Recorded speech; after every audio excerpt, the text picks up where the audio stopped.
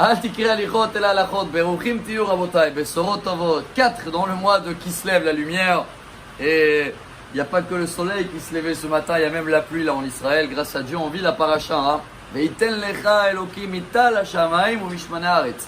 La bénédiction qu'il a eu Yitzhak, qu'il a donné Yitzhak à Yaakov, c'est d'abord tout ce qui tombe d'en haut et après tout ce qui pousse en bas. Pour Esav, c'est l'inverse. Hein? Ine mishmane haaretz. D'abord la terre et après le ciel. Chers amis, je crois qu'il y a un grand message pour partager pour nous. Nous, on essaye de vivre la paracha. Hein? On a parlé ce matin, il y a le flash, vous m'avez dit, le flash de la semaine. Le journal, je ne sais pas à quelle heure c'est dans chaque pays, à 20h. Le journal, lui, a les informations les plus importantes de tout ce qui va se passer dans le monde au nom de Dieu. C'est la lecture de Torah de Shabbat matin. Comme il y en a beaucoup, malheureusement, je dis, on est dans une situation où pas tout le monde peut aller à les synagogues, où ils sont même dans certains endroits fermés. À chacun de nous de faire des devoirs et de tirer des messages de la paracha.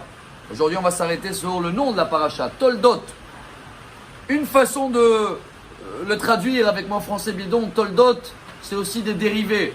Tous les conséquences dans les travaux de Shabbat, on dit, il y a 39 travaux interdits de la Torah, plus Toladot, plus tous les dérivés. Un dérivé qui est très très fort.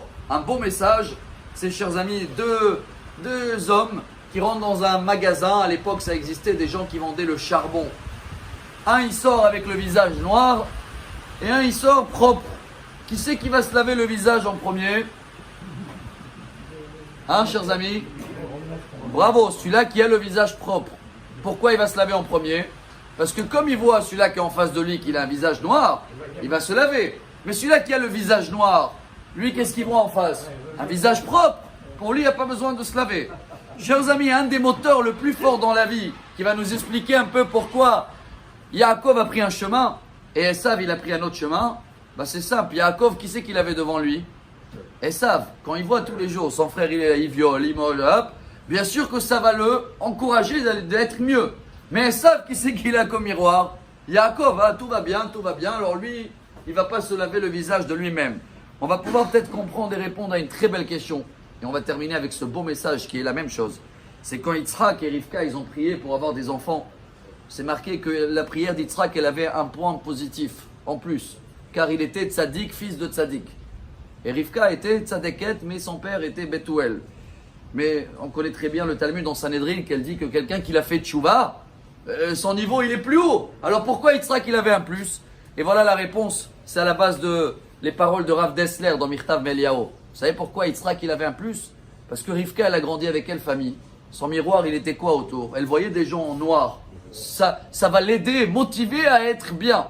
Mais Yitzhak, qu'il a grandi chez Abraham, on pouvait dire que tout va bien. Mais Yitzhak, malgré qu'il avait un miroir qui voyait tout propre, il a pu créer son propre chemin. Pour cela, chers amis, on termine avec cette phrase magique. C'est le Baal Shem Tov. Hein.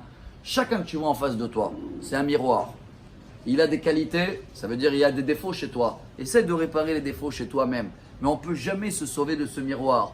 Car le but de la vie aussi, c'est de se marier. C'est quoi se marier? Avoir un miroir en face de nous. Alors à la place d'essayer de réparer ce qui ne va pas de l'autre côté, bien on essaye de voir qu'est-ce qu'on voit et on va le travailler chez nous. Et ce moteur-là, Be'ezrat Hashem, va nous donner à tous à réparer notre dérivé et avoir Be'ezrat Hashem une semaine remplie d'abondance qui va venir d'en haut et une grande réussite en bas. Et Shabbat Shalom. Amar Rabbi Elazar, Amar Rabbi Hanina.